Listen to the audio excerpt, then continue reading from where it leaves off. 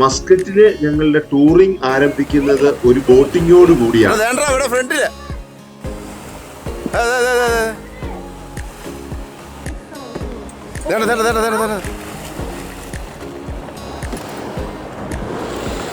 അടിപൊളി, അത് കൊള്ളാം, സൂപ്പർ ആയിട്ടുണ്ട്.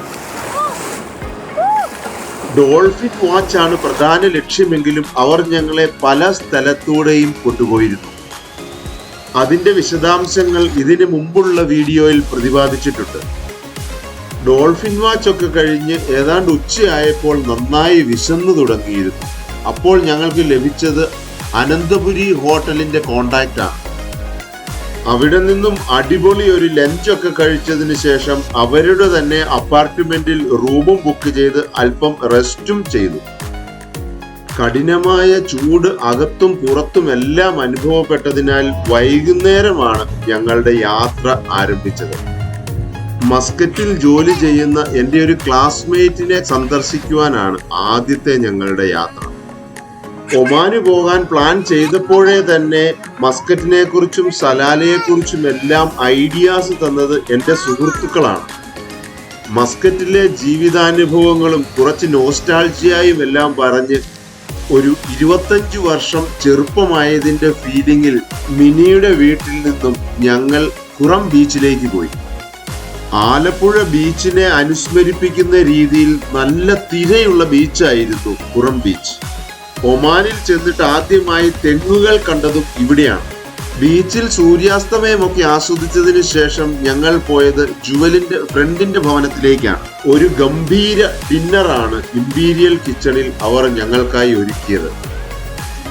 ആദ്യമായാണ് ഞങ്ങൾ കാണുന്നതെങ്കിലും മസ്കറ്റിലെ വിനോദിന്റെ സ്വീകരണം എന്നെ ആശ്ചര്യപ്പെടുത്തി. ജുവലിന്റെയും ഋതികയുടെയും സൗഹൃദം ആഴപ്പെടുത്തി എന്ന് മാത്രമല്ല, അവരുടെ ഖത്തറിലെയും ഒമാനിലെയും വ്യത്യസ്ത വിദ്യാഭ്യാസ രീതികൾ മനസ്സിലാക്കുവാനും അവർക്ക് സാധിച്ചു. ആ കുടുംബത്തിന്റെ കൂടെ സംസാരിച്ചിരുന്നാൽ സമയം പോകുന്നത് അറിയത്തില്ല എന്ന് മാത്രമല്ല, സമയം വളരെ ലേറ്റ് ആയിട്ട് കൂടി അവിടെയെല്ലാം ഞങ്ങളെ കൊണ്ടു നടന്ന് കാണിച്ചു എന്നതാണ് അത്ഭുതം. മുത്ര ഗേറ്റ് ആണ് ഈ കാണുന്നത്. ഇതുപോലെയുള്ള പല മോണ്യുമെന്റുകളും മസ്കറ്റിലെ യാത്രയിൽ ഉടനീളം കാണുവാൻ സാധിക്കും. രാത്രിയിൽ അല്പം ചൂടുണ്ടായിരുന്നിട്ടു കൂടി കോർണിഷിലൂടെ ഒരു വാക്കിങ്ങും സുൽത്താൻ കബൂസ് ഷിപ്പും എല്ലാം കണ്ടതിന് ശേഷം 12 മണിയോടുകൂടിയാണ് ഞങ്ങൾ റൂമിലേക്ക് പോയത്. അതുകൊണ്ട് തന്നെ അല്പം ലേറ്റ് ആയിട്ടാണ് മോർണിംഗിൽ എഴുന്നേറ്റത്. മസ്കറ്റിലെ പള്ളികളും അമ്പലവും എല്ലാം സന്ദർശിക്കുക എന്നത് എൻ്റെ ഒരു ആഗ്രഹമായിരുന്നു. ഞങ്ങൾ താമസിച്ചതിന് തൊട്ടു സമീപമുള്ള Saints Peter and Paul Roman Catholic ചർച്ചിലേക്കാണ് ആദ്യം ഞങ്ങൾ പോയത്. മസ്കറ്റിലെ റുവി എന്ന് പറയുന്ന സ്ഥലത്ത് 1977 ഈ ദേവാലയം നിർമ്മിക്കപ്പെടുന്നത്. അതിനുശേഷം 1995 ഇപ്പോൾ കാണുന്ന അവസ്ഥയിൽ പുതുക്കി പണിയുകയായിരുന്നു. ചർച്ചിന്റെ എൻട്രൻസിൽ 2 സൈഡിലുമായി വിശുദ്ധന്മാരുടെ ചിത്രങ്ങൾ പ്രദർശിപ്പിച്ചിട്ടുണ്ട്.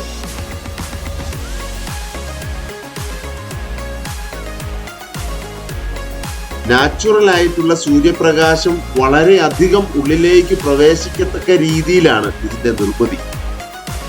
മാർത്തോമ കുരിശിൽ നിന്ന് വ്യത്യസ്തമായി ഒരു ക്രൂശിത രൂപമാണ് അൾത്താരയിൽ സ്ഥാപിച്ചിട്ടുള്ളത്. തടി കൊണ്ടുള്ള ബെഞ്ചുകളാൽ ദേവാലയം മുഴുവൻ നിറഞ്ഞിരിക്കുന്നു.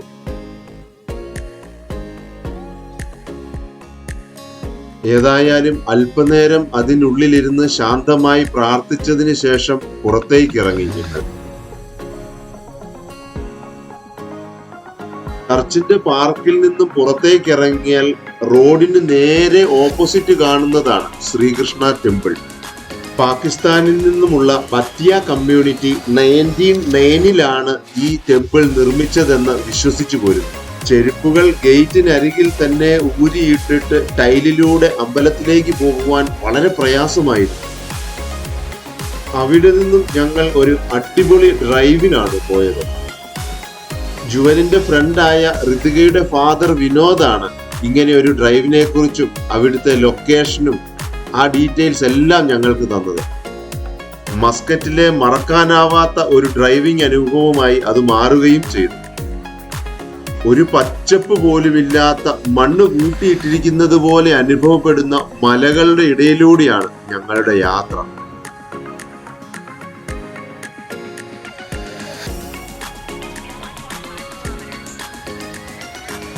റോളർ കോസ്റ്ററിൽ താഴേക്ക് പോകുന്ന ഒരു അനുഭവമായിരുന്നു ഈ റോഡിലൂടെ പോയപ്പോൾ.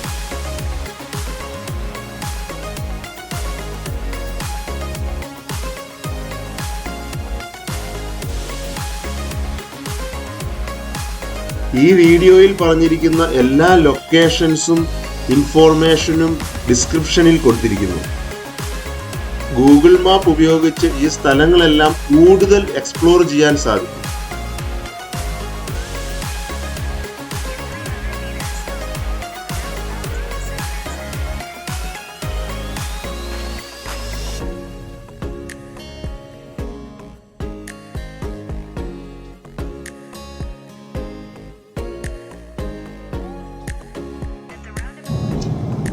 മണ്ണിന്റെ കളർ മാറിയില്ലേ, അവിടുത്തെ ആ കറുപ്പ് മാറി മഞ്ഞയായില്ലേ. ഇതാണ് ഇത് വെള്ളം. ഇന്നലെ നമ്മള് ബോട്ടയിൽ പോയ സ്ഥലങ്ങളായതൊക്കെ കാണാവത്.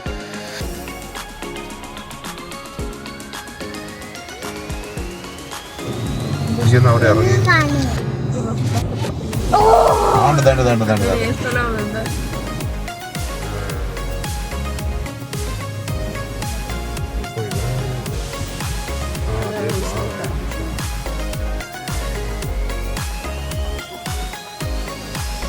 തലേ ദിവസം ഡോൾഫിൻ വാച്ചിന് പോയപ്പോൾ ബോട്ടിലിരുന്ന് കണ്ട സ്ഥലങ്ങളാണ് ഇതൊക്കെ.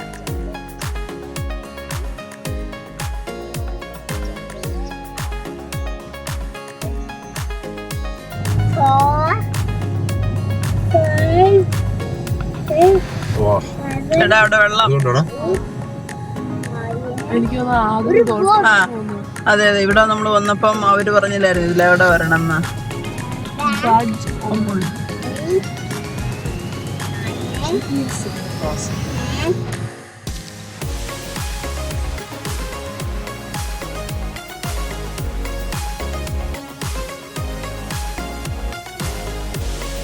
Continue straight.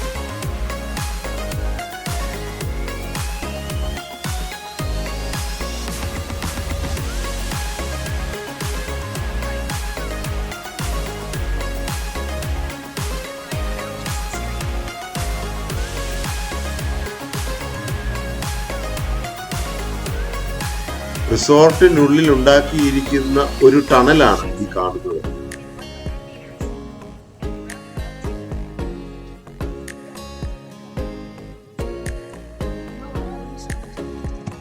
ചെറിയ റോഡാണ്, ഒരു സമയം ഒരു വണ്ടിക്ക് മാത്രമേ പോകുവാൻ സാധിക്കുകയുള്ളൂ.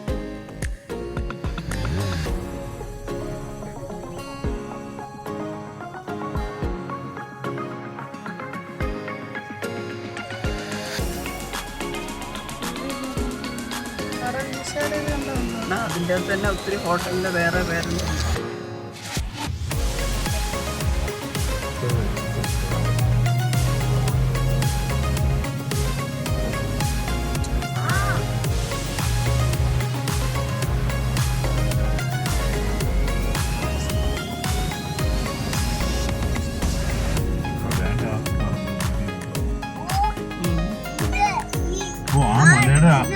ആ മല കണ്ടോ, ആ വലിയ മലയുടെ അടിയിൽ കൂടി അത് പറഞ്ഞെടുത്തിരിക്കുന്നത്.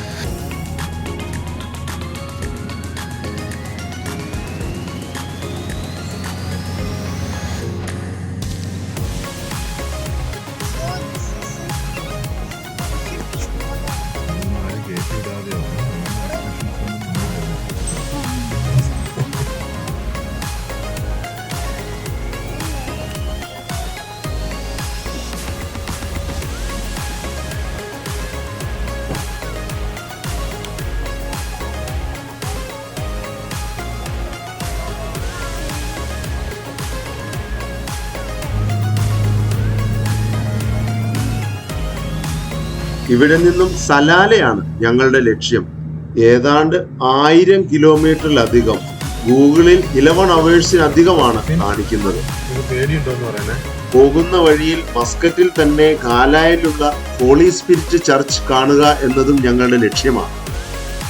ചങ്ങനാശ്ശേരി പ്രവാസി അപ്പസ്തോലേറ്റിന്റെ ഒമാനിലെ കോർഡിനേറ്ററായ ജോബനാണ് അതിനുള്ള അവസരം ഞങ്ങൾക്കുണ്ടാക്കി തന്നത്.